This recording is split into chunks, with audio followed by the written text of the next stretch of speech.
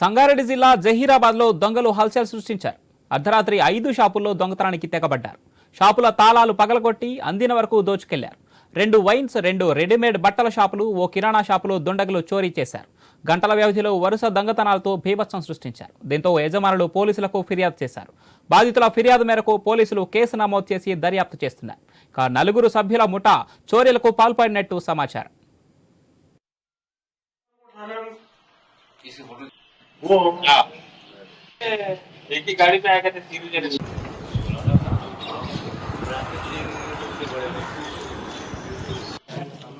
very simple 2 minute में हो गया सोता है 100 बजे లోపటే ముట్టకుండా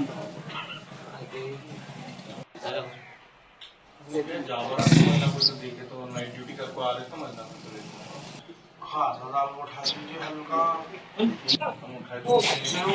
जाम ने शटर पे रोक दिया होटल हमें उठा दिया सेकंड नहीं लगे हमको उठाने में किसी होटल 15 फीट का शटर है वो एक ही गाड़ी पे आया करते तीन जने